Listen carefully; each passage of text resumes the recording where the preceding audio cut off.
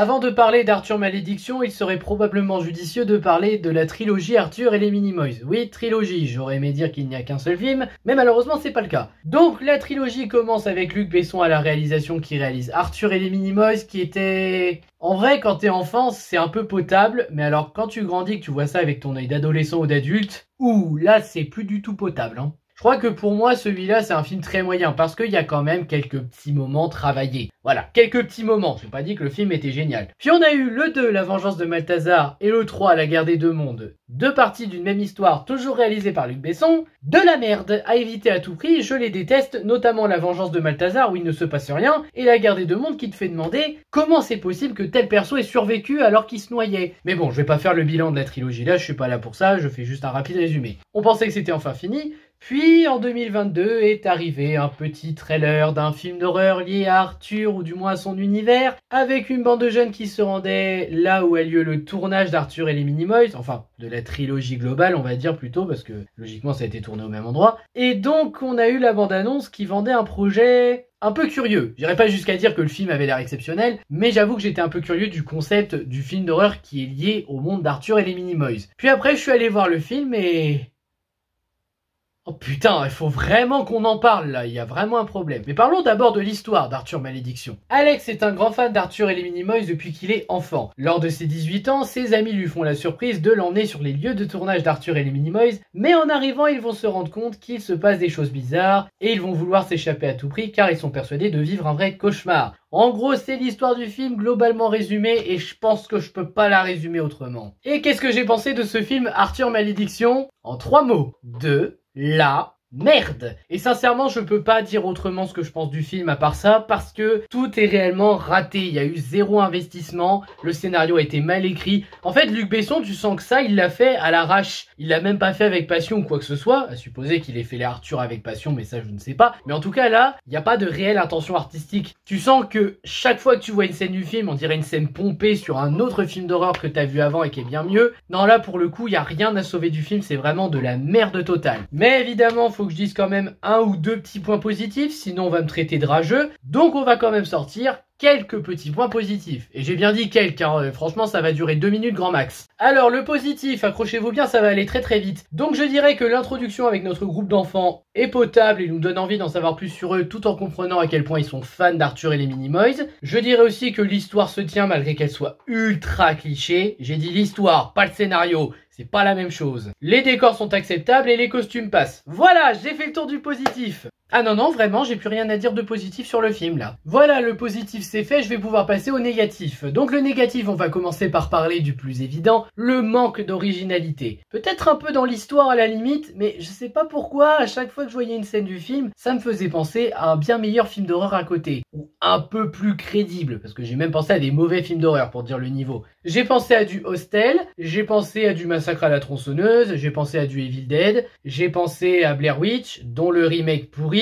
Je vais pas vous faire la liste, mais honnêtement, en regardant ce film, vous vous rendrez compte qu'il n'y a pas grand chose d'original. On a aussi des moments de stupidité que je ne comprends pas, parce que le groupe est soudé, si vous voulez. C'est vraiment un groupe qui s'occupe les uns des autres. Bizarrement, il y a un moment de stupidité qui m'a fait tilter. Il y a deux filles qui sont sur une espèce de balancelle près de la porte de la maison. La photographe, elle prend des photos, elle voit qu'il y a une silhouette en haut, elle a essayé de les prévenir en chuchotant, alors déjà vu la distance, elles allaient pas t'entendre, mais surtout, pourquoi t'es pas allé les voir directement pour les emmener tout de suite ailleurs? Ça aurait été plus crédible de faire ça plutôt que de chuchoter et dire « Ah j'ai peur, je vais me cacher dans le garage où je vais mourir comme une merde ». Non mais sérieusement, là c'est un petit moment de stupidité que je ne comprends pas. D'ailleurs, puisqu'on parle des personnages, sachez qu'ils sont juste caractérisés. C'est tout. Ils n'ont pas de réel développement, ils n'ont pas de réelle évolution. La seule évolution à la limite qui aurait pu être intéressante si le scénario avait été bien écrit, ça aurait été de voir Alex qui s'identifie à Arthur et qui accepte de grandir avec cette expérience. Peut-être de toujours aimer Arthur et les Minimoys, je ne sais pas, mais au moins de montrer qu'il a grandi avec cette expérience. Mais c'est pas le cas. Il n'y a pas d'évolution de personnage. Et il n'y a pas de développement de personnage tout court. Tous les personnages sont les mêmes du début à la fin. D'ailleurs, puisqu'on parle des morts, il y a un truc que j'ai pas compris avec ce film.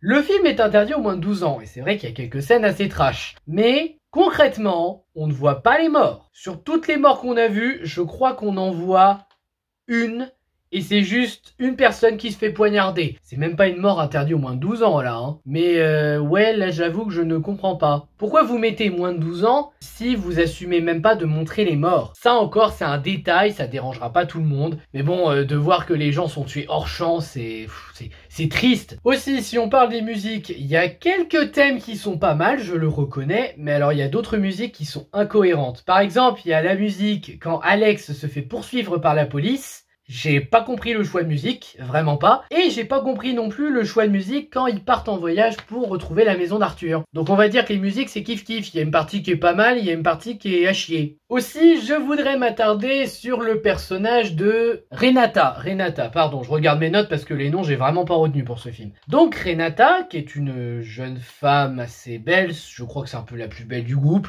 Alors Renata, comme les autres, pas de développement de personnage, pas d'évolution. Mais alors, il y a un truc dont je suis impressionné par rapport à elle, c'est son changement d'humeur. On trouve un de leurs potes qui est gravement blessé par un piège à ours, donc elle est paniquée, elle est en colère, elle dit faut se barrer à tout prix, mais ils ne peuvent pas tous y aller. Donc les 4 garçons vont à la voiture pour l'emmener et disent on reviendra vous chercher, et les 3 filles restent là. Et là, après Renata, elle arrive à être souriante, détendue, à dire tu veux écouter de la musique avec moi, elle est super bien. Il est où ton traumatisme? Je suis désolé, mais dans la logique du film d'horreur là, tu devrais être traumatisé. Même dans Hatchet ou Butcher en français, quand ils ont vu Victor Crowley tuer le vieux couple devant eux, les personnages étaient tous traumatisés. Donc là, je ne comprends pas l'excuse du comme ça d'un coup, alors que vous êtes que toutes les 3. Oh bah non, ça va mieux. Non, non, c'est pas cohérent, je suis désolé. Et ça montre aussi un autre mauvais point du film, le jeu d'acteur, il n'est pas convaincant. La majorité des personnages ne jouent pas bien, je suis désolé, homme comme femme.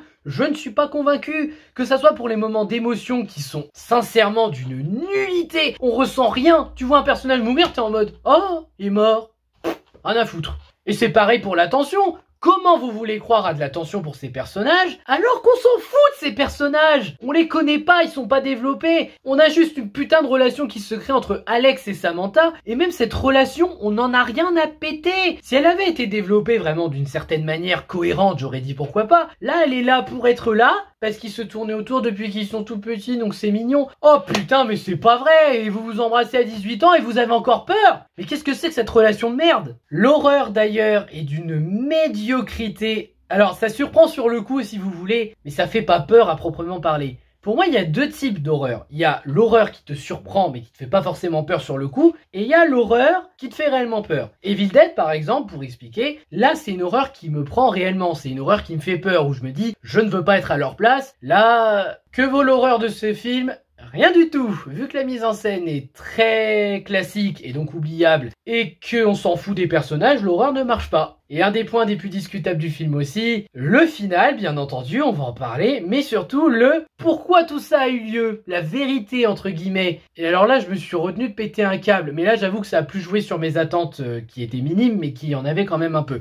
Mais j'expliquerai en partie spoil. Les ralentis sont inutiles, tout comme des coupures bizarrement faites. Et je le redis, mais la romance entre Alex et Samantha, elle ne sert à rien du tout. Ouais, je me répète parce que sincèrement, c'est une romance qui apporte rien aux 2 personnages. Donc, partie spoil, je vais d'abord vous parler de la fameuse révélation du film, comme quoi, en fait, cet endroit, c'est juste un décor construit par des joueurs drogués et fous qui font du roleplay qu'on a vu en ville précédemment, et qui, là, se sont juste dit, on va faire un roleplay massif sur Arthur et les Minimoys. Bon, bah il y a pas mal de problèmes par rapport à cette révélation. Déjà, c'est une justification de merde parce que ça prouve que Luc Besson n'a pas réfléchi correctement à sa conclusion et qu'il a juste pris un des premiers trucs qui lui passait sous le nez. Ensuite, vous faites un roleplay massif comme ça, même en étant drogué. Vous vous êtes pas dit que ça serait mieux de mieux sécuriser les lieux? Parce que si votre but c'est de ne pas être chopé par la police, même s'ils en parlent pas, mais je pense que c'est le but, vu que la police les recherche. Vous êtes pas dit qu'il faudrait mettre des barrières ou quelque chose, genre défense d'entrée, propriété privée? Non, bon bah tant pis, j'ai dû imaginer des choses encore. Ensuite, pourquoi sur le thème Arthur et les Minimoys? Non, parce que concrètement, quand tu revois les 3 films, il y a pratiquement pas de mort à part certains moustiques. Pourquoi ce film-là en particulier pour votre thème de roleplay meurtrier? Franchement, à ce niveau-là, maintenant, prenez un thème Disney avec les princesses ou même Alvin et les Chipmunks, hein. 4. Admettons que vous faites un roleplay comme ça. Pourquoi il n'y a que 2 camps? Parce que là, concrètement, il n'y a que le camp des indigènes qui aide Arthur à entrer chez les Minimoys, et il n'y a que les moustiques et Malthazar. Où sont les Minimoys? Où est Arthur? Où est Bêta-Mèche? J'irais même jusqu'à dire, même si je sais que c'est une référence à pas sortir, où sont Chrome et ses putains de soldats du 2. 5. Est-ce que c'est une manière de dire qu'il ne faut pas confondre fiction et réalité? Parce que si c'est le cas, c'est une très mauvaise manière de le dire. 6. Est-ce que c'est une manière de critiquer ceux qui font du roleplay en mode faut rester dans la réalité? Parce que si c'est le cas, Luc Besson, j'ai rien à te dire. Et enfin 7. Vous vous rendez compte que là, vous venez de détruire le concept de la bande-annonce? Pour rappel, la bande-annonce, elle nous faisait croire qu'on pourrait avoir justement un film d'horreur lié à l'univers d'Arthur et les Minimoys. Et avouez que ça aurait été cool. Limite à la fin, Alex va dans le monde des Minimoys, mais il y voit des créatures horribles qui veulent le manger ou je ne sais quoi. Et ça aurait été une bien meilleure conclusion et ça aurait retenu le concept vendu dans la bande-annonce plutôt que d'avoir cette conclusion nulle qui a été faite à la va-vite. 8. Ah oui, j'avais 17, mais en fait, il y en a 8. La police les recherchait déjà? Ça veut dire qu'ils les connaissent déjà? Et ça veut dire qu'ils les ont toujours pas arrêtés? Non mais là, le cliché de la police inutile, c'est exagéré dans ce film, hein. Bref, voilà, par rapport à la révélation, je pense que ça donnera surtout envie de regarder des licences sûres. Voilà, donc ça c'est pour la révélation. Et pour la fin, on a Alex, sa copine et le personnage geek à lunettes, je vois pas comment le dire autrement, désolé, j'ai pas retenu son nom, qui survivent.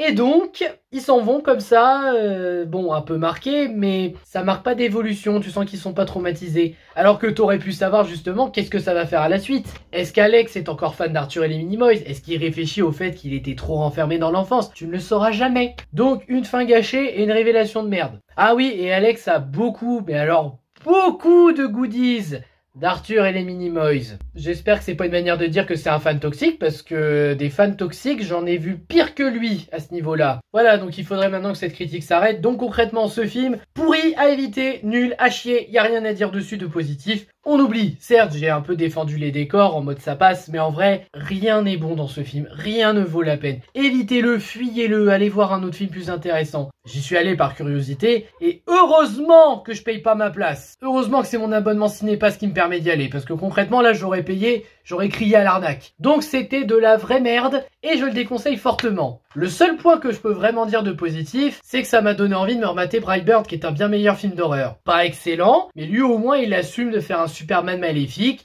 jusqu'au bout, et il propose des thématiques intéressantes. Donc allez plutôt mater Brightburn, vous serez moins déçus par Brightburn que par Arthur Malédiction. Sur ce, merci d'avoir supporté cette critique, n'hésitez pas à liker, partager, à vous abonner, et à me dire ce que vous avez pensé du film en commentaire, et je vous dis à bientôt pour une prochaine vidéo. Ciao!